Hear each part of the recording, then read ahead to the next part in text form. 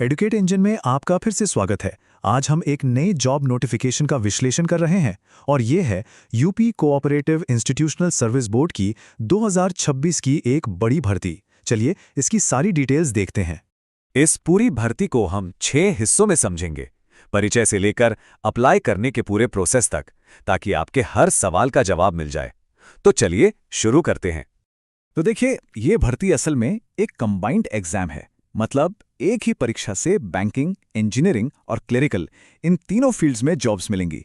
इसका advertisement number A-2GR2020 है, इसको नोट कर लीजिए।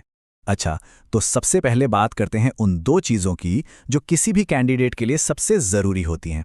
डेडलाइन क्या है और फीस कितनी लगेगी, चलिए देखते हैं। तारीखें अच्छे से नोट कर लीजिए। पोर्टल 25 अप्रैल से 15 मई 2026 तक ही खुला रहेगा।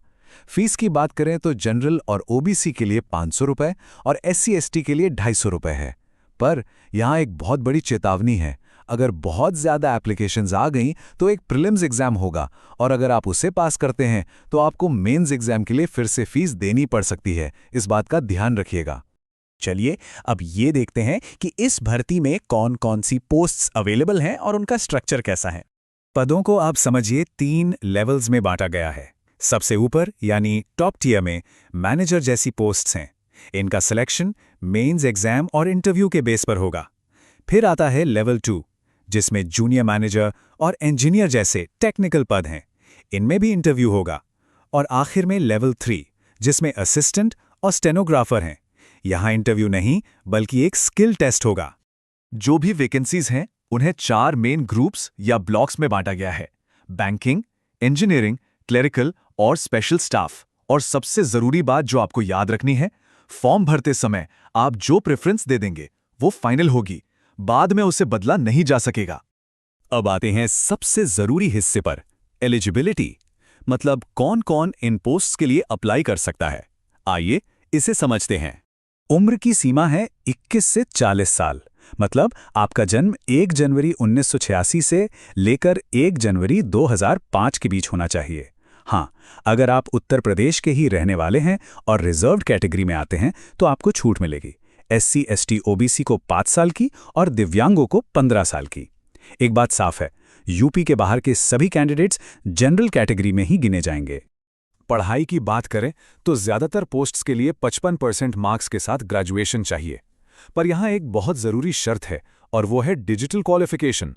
लगभग सभी जनरल पोस्ट्स के लिए NILET का CC सर्टिफिकेट होना ही चाहिए, ये कंपलसरी है। इसके अलावा स्टेनोग्राफर जैसी पोस्ट्स के लिए टाइपिंग स्पीड भी देखी जाएगी। और हाँ, ये सारी डिग्रियां और सर्टिफिकेट्स अप्लाई करने की लास्ट डेट तक आपके पास होने चाहिए।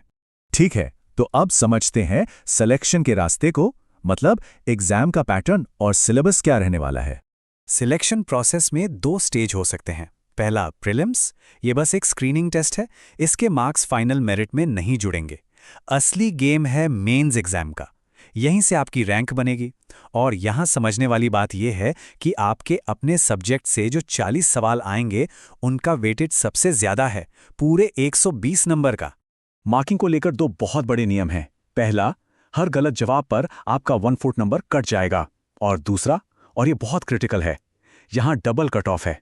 आपको सिर्फ टोटल कट ऑफ ही नहीं बल्कि हर एक सेक्शन का कट ऑफ भी अलग अलग क्लियर करना होगा। इसका मतलब साफ है, आप किसी भी सब्जेक्ट को इग्नोर नहीं कर सकते। सिलेबस को आप 2 हिस्सों में देख सकते हैं।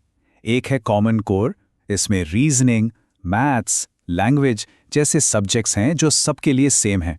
और दूसरा है स्पेशलाइज्ड हिस्सा, इसमें इंजीनियर से उनके कोर सब्जेक्ट पूछे जाएंगे और मैनेजमेंट वालों से मैनेजरियल स्किल्स पर सवाल होंगे। चलिए अब आते हैं आखिरी और सबसे प्रैक्टिकल हिस्से पर, एप्लीकेशन फॉर्म सही कैसे भरना है। एप्लीकेशन प्रोसेस सीधा साधा है, 5 स्टेप्स का।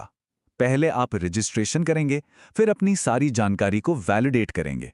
पर यहाँ बहुत सावधान रहना है, एक बार रजिस्ट्रेशन पूरा हो गया तो आप उसमें कोई भी बदलाव नहीं कर पाएंगे। इसके बाद आपको फीस पे करनी है, डॉक्यूमेंट्स अपलोड करने हैं और आखिर में फाइनल प्रिंटआउट लेकर रख लेना है।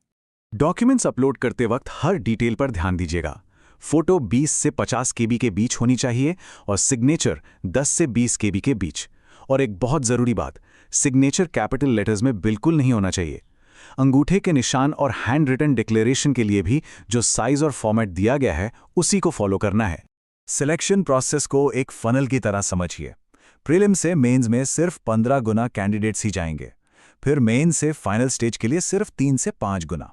मतलब एकदम साफ है, आपका पहला टारगेट होना चाहिए उस 15x वाले फिल्टर को पार करना।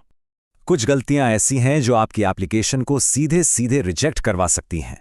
आपका नाम आईडी प्रूफ से हूबहू मिलना चाहिए, एक एक अक्षर।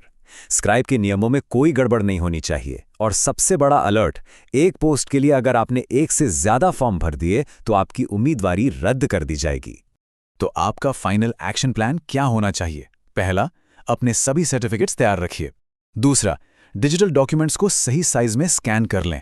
तीसरा, अपना कंप्यूटर सर्टिफिकेशन सुनिश्चित कर लें। और सबसे जरूरी, 15 मई तक अपनी प्राथमिकताएं सोच समझकर लॉक कर दें। For more job updates, make sure to subscribe to educate engine. Thank you for watching.